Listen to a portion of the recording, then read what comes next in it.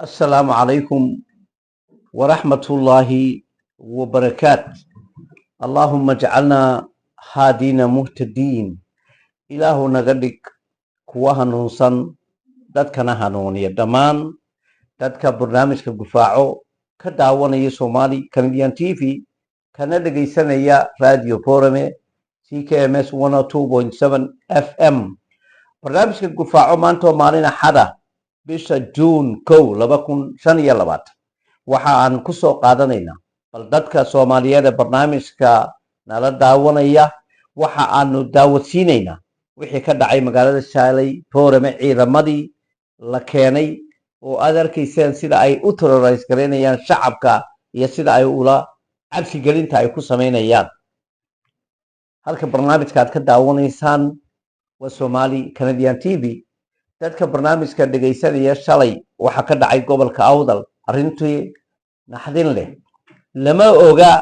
jeelka cidda lagu dilo iyo dhibaatooyinka loo geysto. waxaan se ummadda Soomaaliyeed la wadaagaynaa international community-yada gaarsiinaynaa tacadiyo fara badan oo lagu hayo shacabka oo aad ogtihiin gobolka Awdal bariyo hore ciidamadu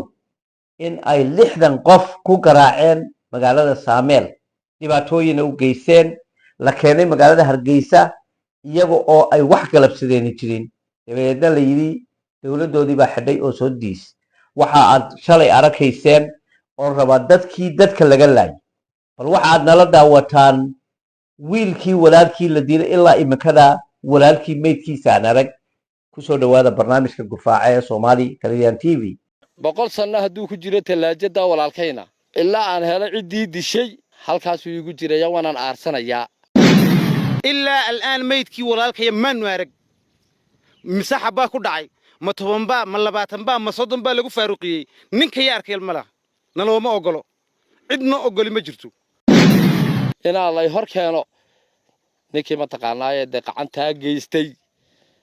ولالك دشيل بابوركم ودمانين كي نين لغو يري وحاليا وحي كادلي ما قرانينو هو لغو وايي لكن دولت با كو قادتay oo magti ku siinaysa qaado kuwan ku qancana maaha kuwan ku qaatana maaha waana Boorama berit hoolay soo bixi caawada ay soo bixi wixii halka ka dhaca dawladda wax qarinaysay adaa ka mas'uula. dadka barnaamijka dhageysanaya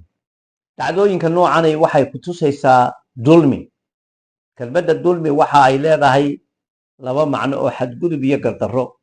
waxa aan la hadlayaa dadka in badan ka hadla Somaliland waxa yaala nabadgelyo oo nabad ku haysano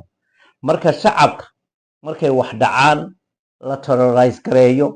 ciidamo lagu soo daayo magaalada Boorame ilaa imika ay joogaan maxay tahay cabsi gelinta inta leeg ee aad arkaysaan. waxa aan dadka la wadaagaya Soomaalidu hore waxay u tiri mar hadduu hayigu qaybsamo waa hungurijo. waxa kale Soomaalidu maanso hore ku tiri baadida dad baa kula dayday daal la ka badine aan doonahayn abidka inaad hesho dadku moodi duul wada dhashoon wax u dhaqsooneen. waxa ogtiin kuwa la socda Soomaaliland ee shaqaalahooga dibta ay ku hayaan shacabkooga dulmiga lagu hayo uma muuqato laakiin waxa u muuqda shilinka la siinayo. waana waxay anigoo sadaqii guud ee marxuumka maanta يوليس أحمد دعالة وكبحي waxaan tacsi u dirayaa qoyskii iyo qaraabadu ka baxay iyo ehelkii iyo dhammaan reedidu meesha joogaanba waxa la samariimay ala naga wada siiyo hadalkii gudoomiyaha dhameeyay halka waxa fadhiya madaxdii gobolka taliye qaybta booliska gudoomiyihii jarankii ciidanka asluubta maayirkii marka waxaan isla garanay in hawshaasi sida aan ku dhameysano hawshuna iska maqaadir bay ahayd wax ku talagal ama ahayn maxaabiis kacdoon samaysay ahayd arintaasna maartay waa saasi ku dhamaatay waa soo qabay waarkaas ku dhamaaday marka waxaan ku soo gabagabeynayaa sida maamulka gobolku ay hawsha soo afjareen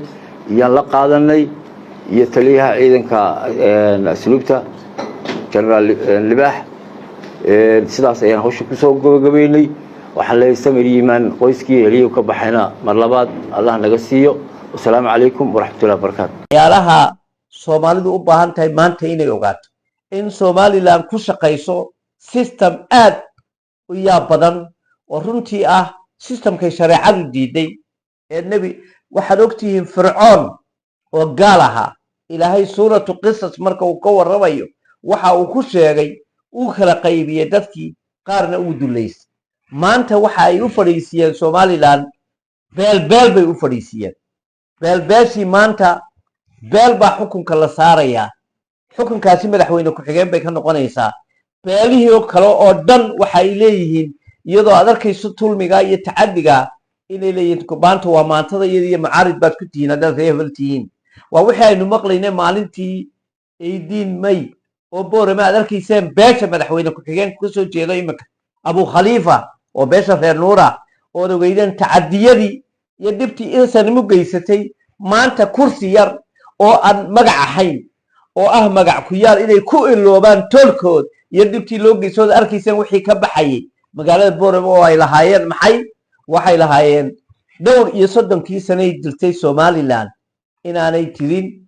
calankii somaliland maanta sidii ay u ruuxayeen weligeed ayna u ruuxin waa beesha madaxweyne ku-xigeen kusoo jeeda waana nasiib darrada aanu maanta arkayno oo ay tahay mar hadduu hayigu qaybsamo waa hunguri joog waxaad arkaysaan maanta kuwo dadkii dhibta loo geystaya inanka waxa hadlaya walaalkiibaa hadlaya waxa uu arki leeyahay walaalkii oo dibi gaadhay oo la dilay kuwo suldaan sheeganaya waa ninka suldaanka lagu magacaabo axmed eyna cilmi kabaal oo hadlaya waxaana rabaa ummadda soomaaliyeed dhaqanka salaadiintu ku shaqeeyaan inay khilaafsan tahay shareecada diinta islaamka inay dadku ogaadaan waxaad arkaysaan qof baa qof dilaya ama qof baa qof laga dilay waxaad arkaysaan qofkii magtiisii oo la qaybsanayo laajli shalay baa laga qabaa magtii waana waxyaalaha maanta u baahan tahay dhaqankaasi dadka soomaaliyeed inay ogaadaan in laga jaro ninka axmeda eed arkaysaan suldaanka beesha reer dudub iyo ninka taliyaha ciidamada isku jufo maaha inanka la dilay maaha shaqada iskuma leh waa reer guudu si reerka systemka loogu ilaaliyo ayaa waxay tahay dulmiga intaa leeg ugu dhacaya inankoogii oo la dilay